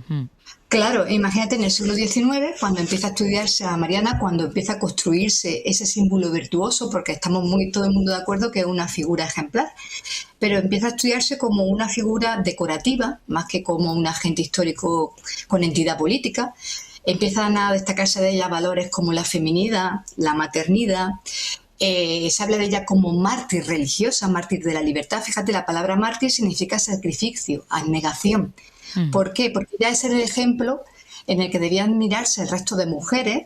Era, podemos decir, ese espejo, y tenía que significar que era una mujer que era guardiana de las buenas costumbres, una mujer virtuosa desde el concepto de los valores conservadores que existían en aquel momento. Claro. Entonces, con ella se potencia la feminidad, la figura sacrificada, abnegada, la maternidad. Tengo que decir que tanto en los gobiernos republicanos como durante gran parte del siglo XX se estudia Mariana enfatizando, como te digo, estos valores vinculados a un modelo conservador femenino. Ya, yo creo que ahora se está cambiando mucho el paradigma gracias a vuestro trabajo, el de los investigadores, también algunas instituciones. ¿Qué crees que queda por hacer para reivindicar la figura de Mariana Pineda y que tenga por fin el lugar histórico que merece? Pues mira, yo creo que por lo menos en Granada, por parte del Ayuntamiento de Granada, se están realizando muchísimas actividades de difusión.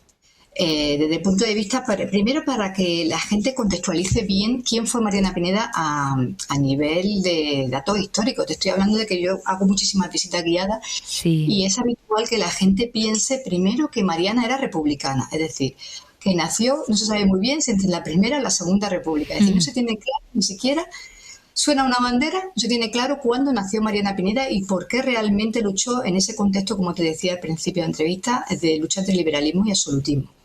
Después la obra romance popular entre estampas, la obra teatral de García Lorca, la internacionalizó, pero también creó una figura lírica, poética, que moría por amor, y eso también determinó que la historia de Mariana girara en torno a una figura romántica cuya historia se reconstruía según un episodio erótico amoroso.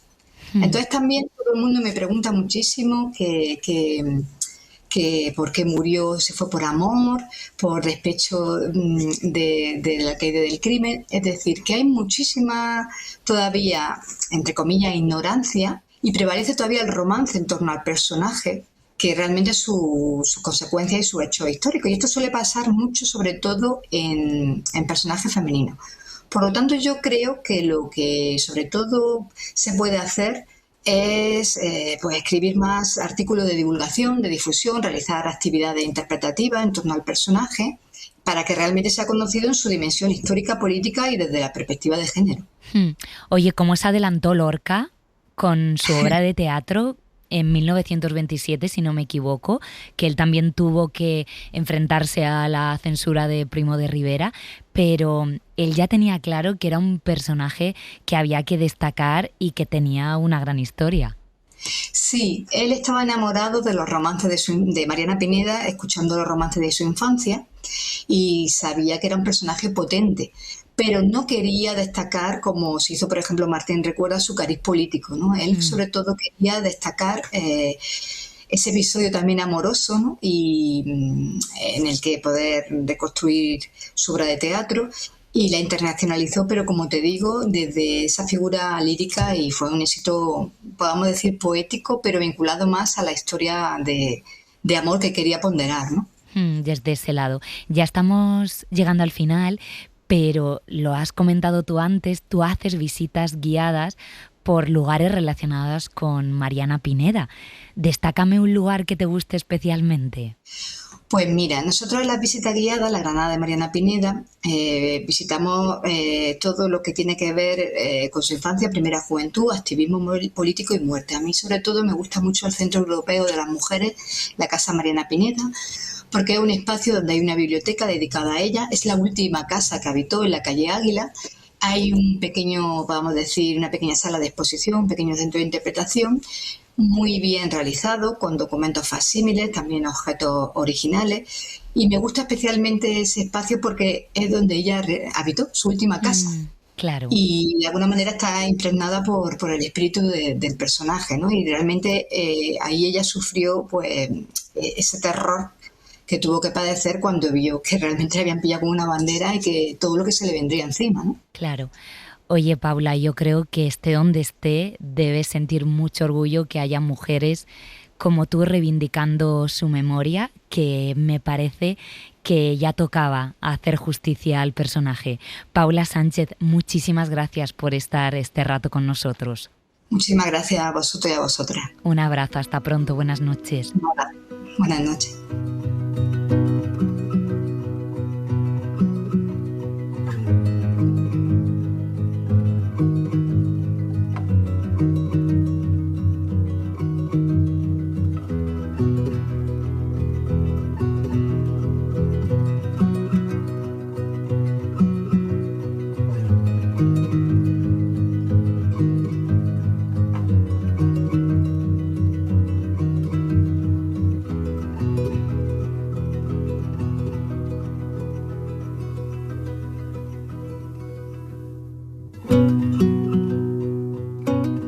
Hola, buenos días. En este Faro Cuerpos, y visto que este año se cumplen 90 años del inicio de la Guerra Civil, bueno, pues me permito recordar todos esos cuerpos que durante tantos años estuvieron en las cunetas, estuvieron mal enterrados en esas cunetas, por todas las familias que tardamos tantos años en encontrar a nuestros abuelos y por todas aquellas que todavía no lo han conseguido, que todavía no han conseguido dar digna sepultura a sus seres queridos. Un besito a todos, Maite desde Italia, la Mañeca del Piamonte.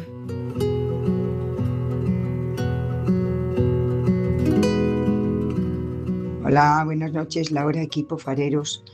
Los cuerpos que no se olvidan son los que están olvidados, entre comillas, en las cunetas.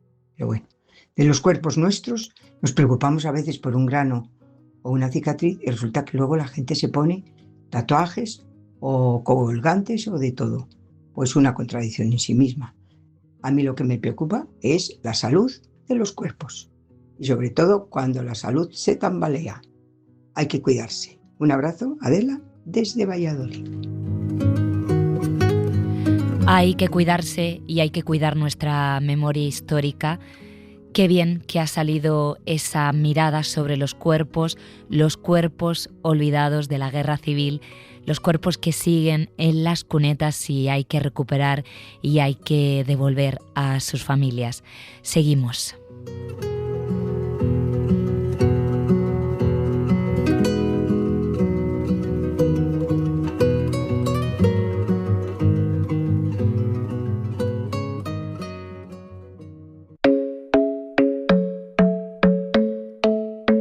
El Faro. Con Laura Piñero. The club isn't the best place to find a lover, so the bar is where I go. Me and my friends at the table doing shots, tripping fast, and then we talk slow. And you come over and start up a conversation with just me, and trust me, I'll give it a chance. Now take my hand, stop it, and the man on the jukebox, and then we start to dance. And now I'm singing like, girl, you know I want your love. Your love was handmade for somebody like me. Come on now, follow my lead. I may be crazy, don't mind me. Say, boy, let's not talk too much. Grab on my waist and put that body on me. Come on now, follow my lead. Come on now, follow my lead. I'm in love with the shape of you. We push and pull like a magnet do. Although my my heart is falling too. I'm in love with your body. Oye, si no fuera principio de semana y mañana pues haya que organizar un programa y estas cosas, yo me iría directa a bailar con toda esta música que está sonando esta noche, porque algunas canciones hacen mover el cuerpo, nos revuelven por dentro, y esta canción de Sheeran va precisamente de cuerpos y de formas, unos cuerpos y unas formas que no tienen que ver con los que se ha acordado Lowe en su nota de audio. Por lo primero que me ha venido a la cabeza son los cuerpos geométricos, aquellas figuras que hacíamos los viernes en la escuela, tocaba los viernes por la tarde pretecnología y yo era súper torpe, me llenaba los dedos de pegamento y no conseguía nunca hacer un cuerpo geométrico perfecto. Un beso desde Náldalo.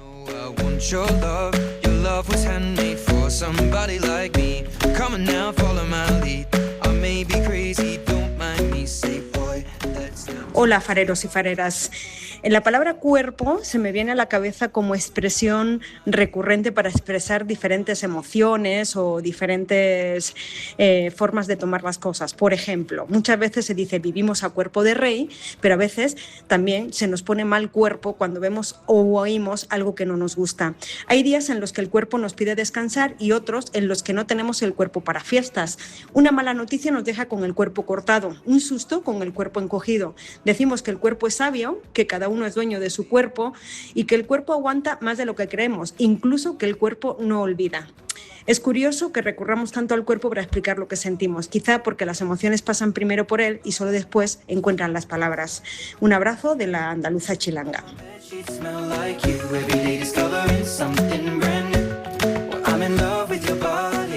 Hola, ¿qué pasa, fanfareros? Cuerpo el mío. Después de las vacaciones, de estar sentadito en la sillita debajo la sombrilla con las cervecitas, eso es un cuerpo, Macaulay Culkin, y no el de Bodere que endie la mujer perfecta. Desde Valladolid soy fan fatal.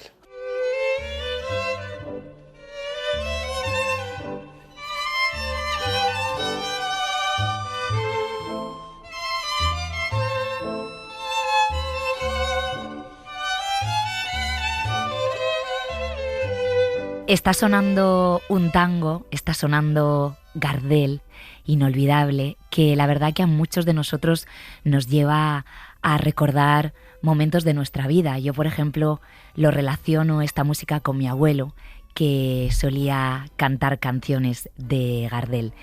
Y nos va a llevar a presentar una sección nueva de este verano que está a cargo de nuestra compañera Irene. Hola Irene, buenas noches. Hola, ¿cómo estás? Estrenamos sección contigo y voy a dejar directamente que cuentes tú cómo se llama y cuál es su objetivo. Pues mira, se llama Los Guardianes y en ella vamos a hablar de legado. El legado puede tomar muchas formas, puede ser una cosa material, una herencia económica, una casa, pero también puede haber legado cultural, el legado puede ser una lengua, una forma de pensar, una forma de vivir que se va transmitiendo de generación en generación en las familias, pero también dentro de las comunidades. Qué bueno. Entonces, estos guardianes con los que vamos a hablar a lo largo de esta semana son personas que se encargan o bien de conservar o de salvar o de coger y transformar y reutilizar el legado que han recibido. Es que tú me comentabas, cuando estabas pensando la sección para este verano, que te habías dado cuenta que a lo largo de tu larga carrera ya en esta radio sí, sientes bastante tendencia a fijarte y a poner el foco en las personas que cuidan de una forma u otra. Sí, es que me llama mucho la atención porque es un esfuerzo grande cuidar un legado. Al final son personas que dedican gran parte de su vida a ello y me parece muy interesante dedicarles un espacio. ¿Y con quién empezamos hoy? ¿O con quiénes? Pues mira, vamos a hablar de uno de los grandes legados de Argentina, que es el tango que estábamos escuchando. Y lo traigo esta noche porque hace ya más de 15 años en el Hospital Público Ramos Mejía de la ciudad de Buenos Aires arrancó un proyecto que se llama Tango en el Ramos, que como su propio nombre indica, son una serie de talleres de tango que se han convertido en una parte de la terapia muy importante para los pacientes con diagnóstico de Parkinson. Y esta noche nos acompaña una de las impulsoras de este proyecto, que es la neuróloga Nélida Garreto. Doctora, hola, buenas noches. Hola, buenas noches. ¿Cómo están ustedes? Pues estamos encantadas. Oye, lo estaba contando Irene, no, yo no lo había escuchado nunca, el tango como terapia. ¿Cómo se os ocurre esto? Bueno, en realidad tuvimos la posibilidad de observar a una paciente, una señora que tenía enfermedad de Parkinson ya bastante mayor y que venía a nuestro consultorio con mucha dificultad para caminar. Y la hija de esta señora nos decía, mi mamá baila tango. Y la verdad que hasta costaba poder ingresarla por la puerta del consultorio. Y bueno, nosotros 1 o 2 veces, sí, mi mamá baila tango, hasta que un día le dijimos, ¿por qué no nos traes un video? A ver, ella tenía como un centro cultural donde se bailaba. Entonces viene un día y nos trae ese video y ahí vemos que esta era otra persona la que estaba bailando. Y entonces, a pesar de que vivía a bastantes kilómetros de la ciudad de Buenos Aires, nos fuimos con parte del equipo y la filmamos bailando, y a partir de ahí sacamos una publicación en la revista Movement Disorders, donde en realidad lo que mostramos es que esta era una señora que bailaba desde muy pequeña y que, a pesar de tener una enfermedad de Parkinson muy severa, en el momento que la música sonaba, ella volvía a adquirir una libertad de movimiento acompañada por alguien que la dirigía, que hacía que esos momentos para ella fueran únicos. A partir de ahí es que pensamos que esto podía ser una estrategia interesante para compartir con otras personas con enfermedad de Parkinson. ¿Y cómo funcionan estos talleres, Nélida? ¿Cómo los organizáis? ¿Quién da las clases? Nosotros lo hacemos en el Hospital Ramos Mejía, hay un aula, en ese aula se llevan adelante los días martes estos talleres, siempre el taller es con una persona que tiene enfermedad y una persona que no tiene enfermedad. No necesariamente son bailarines, son personas que de repente, miembros de la comunidad que bailan tango o que les gustaría bailar tango y colaboran. Algunos son profesores o alumnos de escuelas de danza. Es muy importante la función del voluntario para poder trabajar con la persona que tiene enfermedad de Parkinson. Y se desarrolla con profesores. Son profesores que tienen como meta el poder trabajar el tango como una herramienta para rehabilitar, ¿no? O sea, no es que vamos a sacar eximios bailarines, sino que vamos a usar las estrategias del tango para implementar en la vida diaria de los pacientes. Estaba pensando, citaba yo antes a mi abuelo, que él tenía Alzheimer, y es verdad que está demostrado que la música ayuda a los pacientes, ¿no? Les despierta los recuerdos. Pasa a veces los que son muy aficionados al fútbol que recuerdan también momentos gracias al fútbol. Es alucinante el poder de las aficiones y en particular el poder de la música o del baile, ¿no? Aquí hablamos del tango, pero entiendo que también otro tipo de baile también puede ser beneficioso. Pero Nélida, exactamente, ¿qué mejoras detectáis en el cuerpo o en el estado emocional de los pacientes con esto del tango?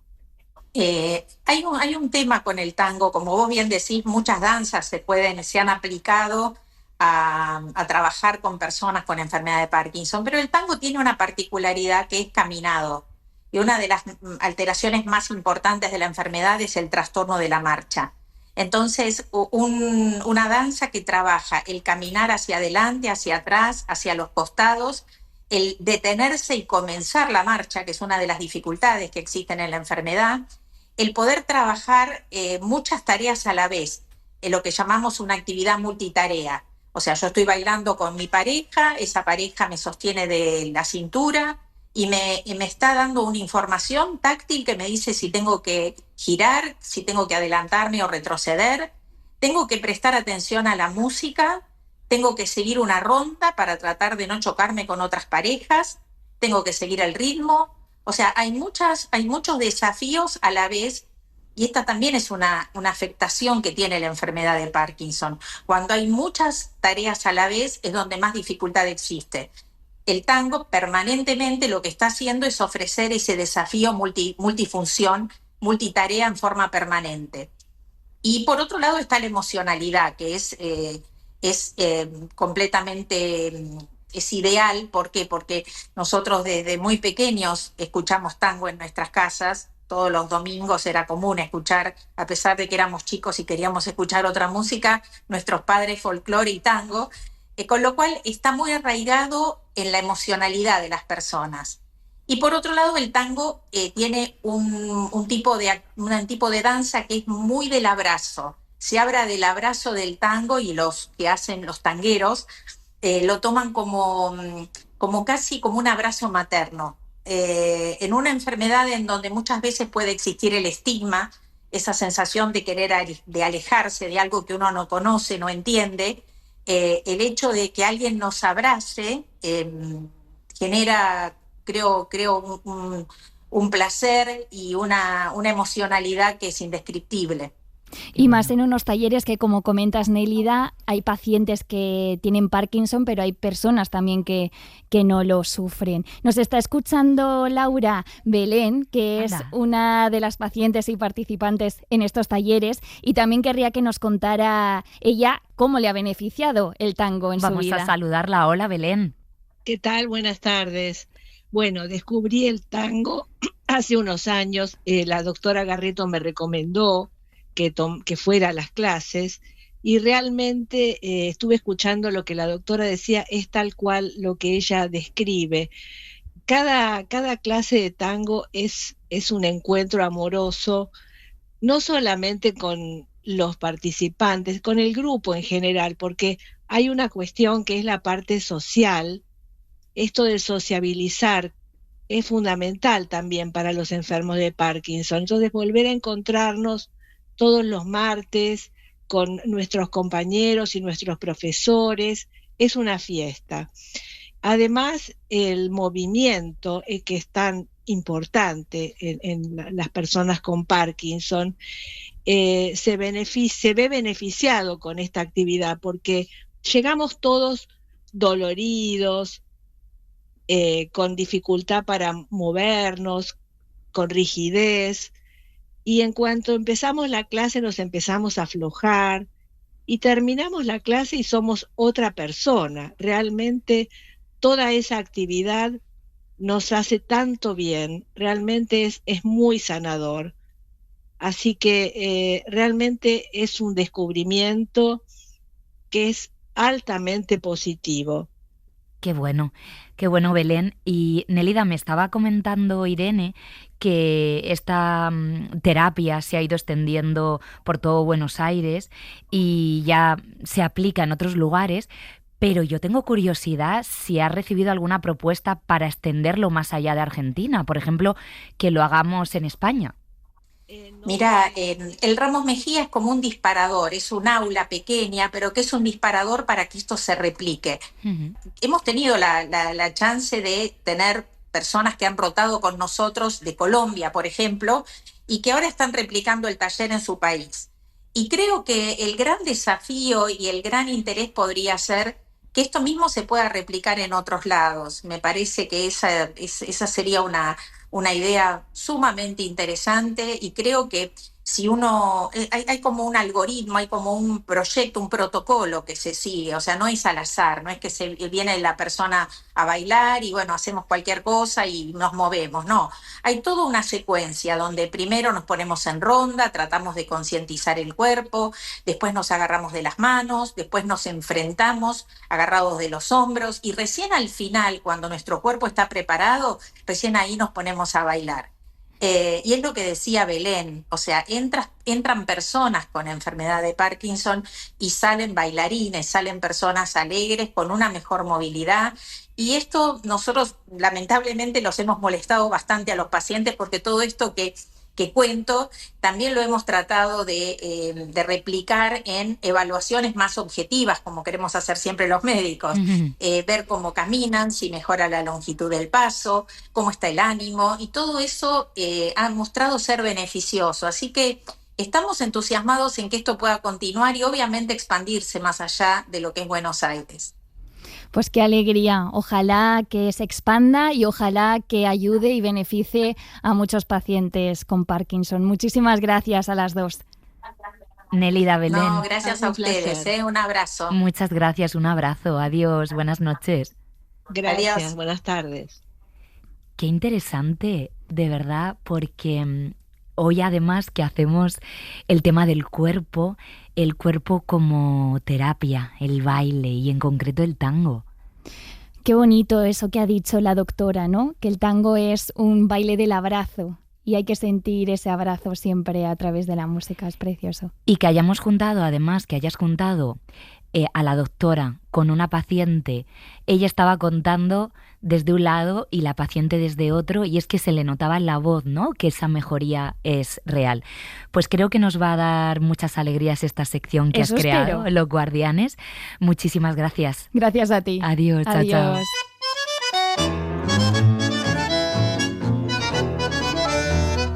¿Cuánto hemos bailado esta noche? Todo tipo de canciones y hemos sentido todo tipo de sensaciones que se sienten a través del cuerpo. Y todavía nos quedan un par de miradas más. El FIP del Faro. Nombres propios tras la red.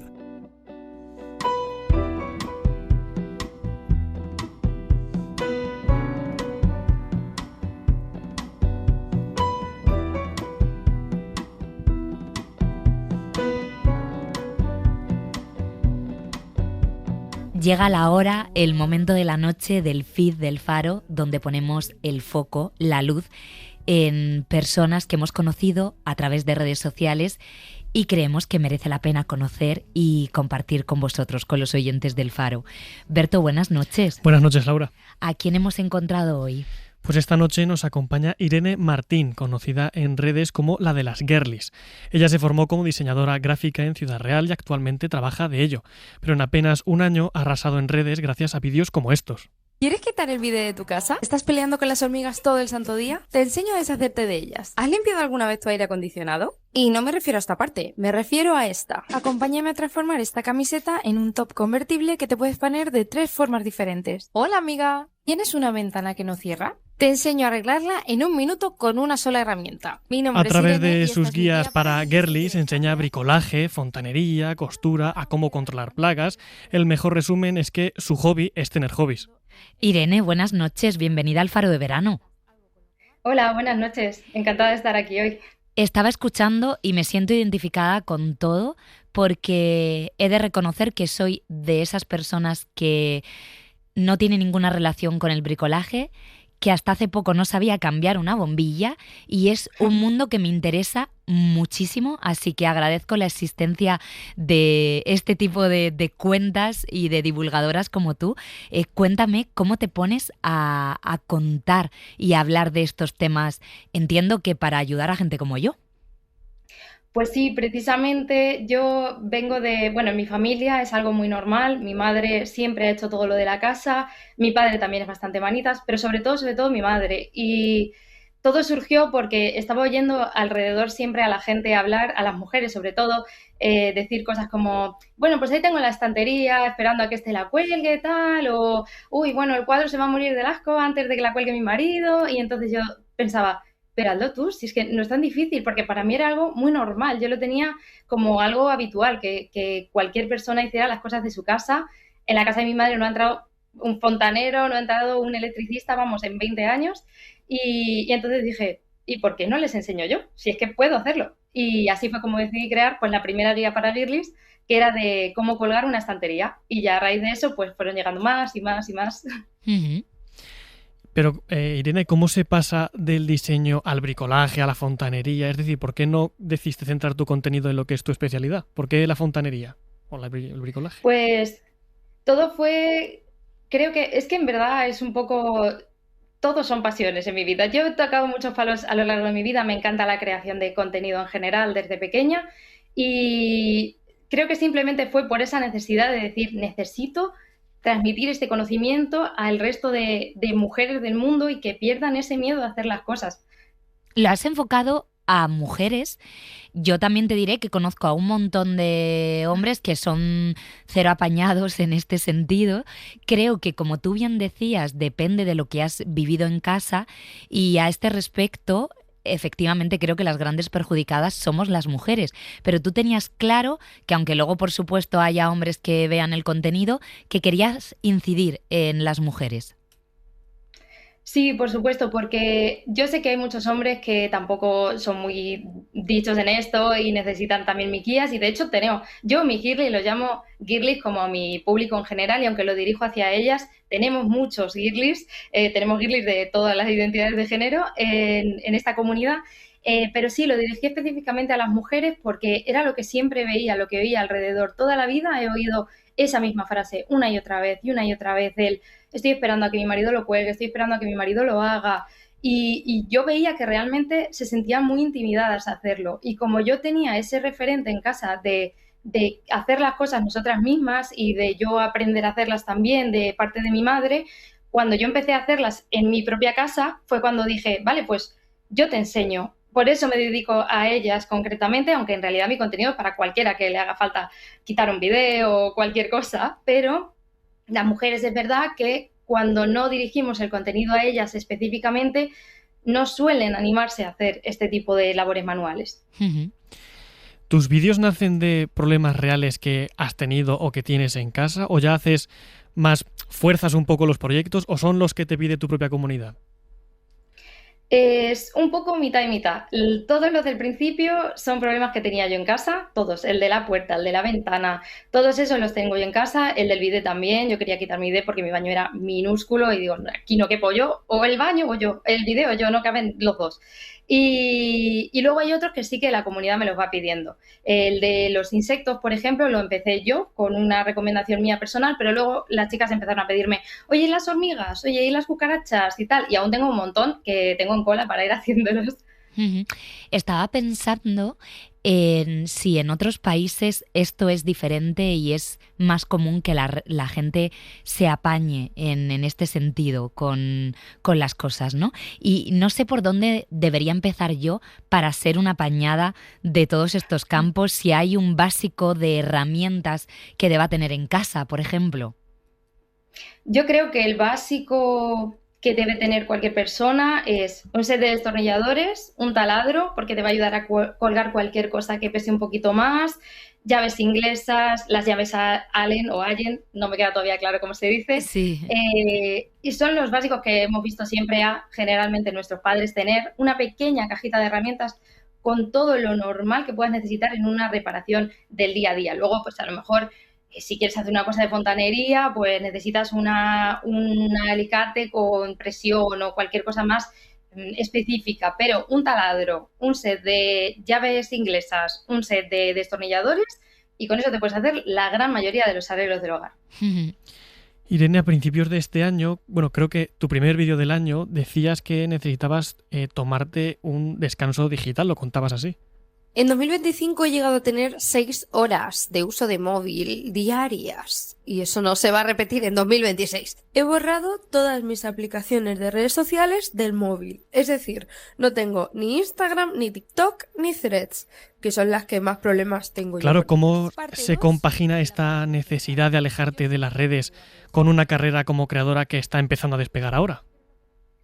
Sí, efectivamente es muy complicado y de hecho puedo decir que he vuelto a recaer un poco en esa adicción al móvil y estoy ahora planteando una versión 2.0. Me funcionó muy bien, debo decir. Me sirvió muy bien para alejarme de ello y para poder salir de casa sin el móvil, sin tener que preocuparme de mirar el Instagram, mirarlo todo. Pero es cierto que a raíz de que la cuenta empezara a despegar un poco más, pues he vuelto a caer un poquillo porque, claro, muchos comentarios, muchos mensajes y no me da la vida para responderlo todo en 2 horas que estoy en casa mirando el ordenador. Perdonad que lo lleve a lo personal, pero en este universo, ¿es cuestión de tener una habilidad innata o es cuestión de práctica? Yo que considero que no soy nada apañada, ¿puedo tener una oportunidad? Yo creo que sí, cualquier persona que se ponga a aprender, son todo técnicas. Al fin y al cabo, hay muchas cosas que incluso yo misma no las sé, las investigo, cómo se hace, pregunto a gente que sabe de ello y pruebo y bueno, luego en los vídeos se ve todo muy bonito y toda la edición y cómo lo he terminado, porque intento capturar todo lo que he aprendido en el proceso, pero es una cuestión de prueba, error, de práctica, vas viendo cómo se pone esto, cómo tengo que desatornillar un tornillo de la manera más eficaz o cómo sujetar mejor el taladro, todo esto se aprende. Parece que hay gente que nace con esa habilidad de manitas, pero yo creo de verdad que se puede aprender. Y llevándomelo yo también un poco a lo personal, sabemos que la convivencia muchas veces se puede complicar. Me pongo de ejemplo aquí, los compañeros de piso, se rompen muchas cosas, nadie quiere hacer nada. Y mi pregunta es un poco, ¿qué le recomendarías a esa persona que comparte piso y que le va tocando arreglar todos los destrozos que van haciendo sus compañeros?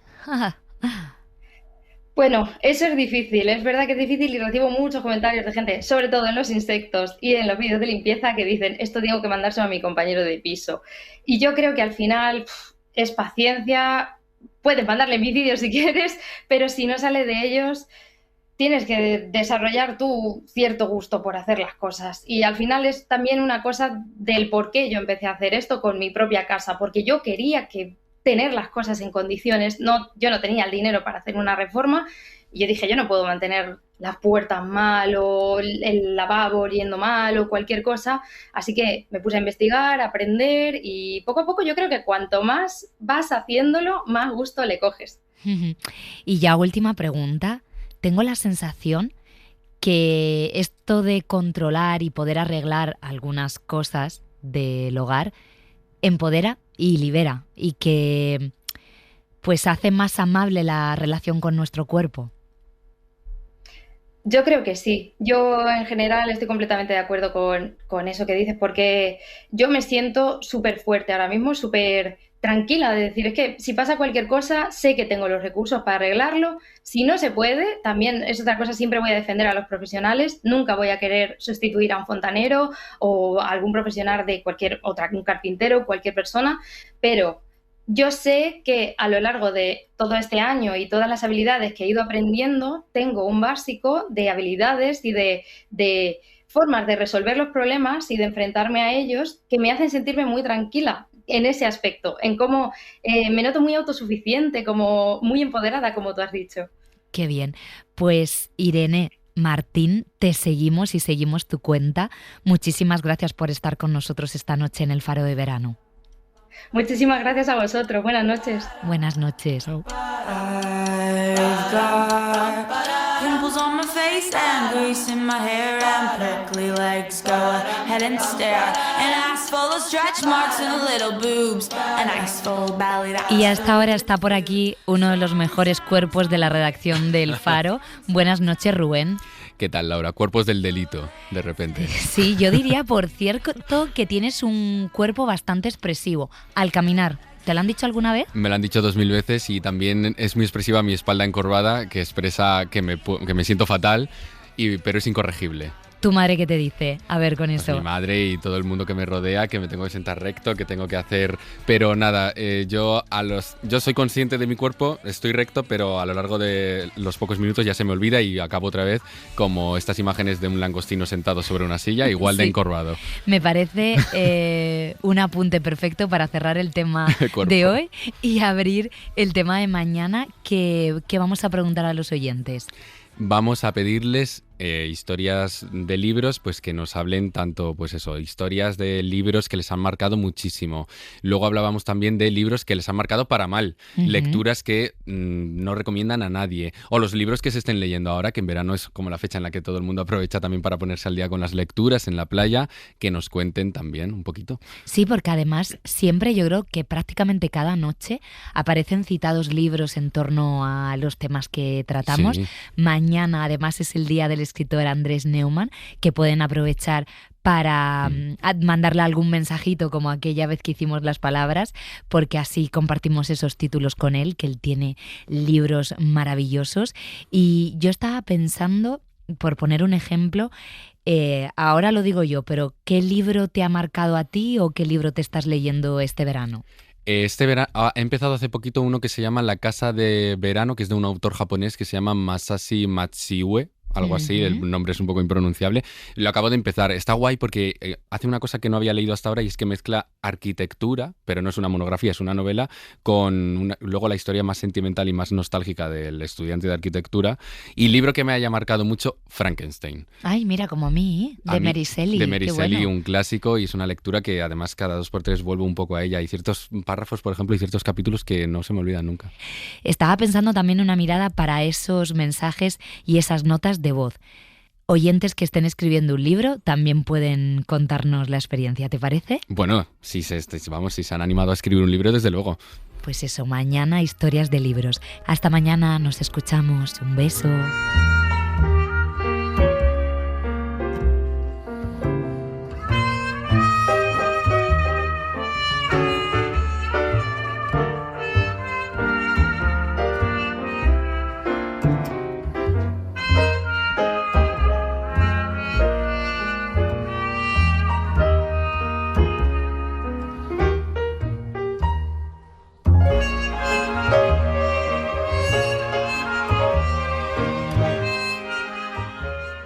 Para no perderte ningún episodio, síguenos en la aplicación o la web de la SER, Podium Podcast o tu plataforma de audio favorita.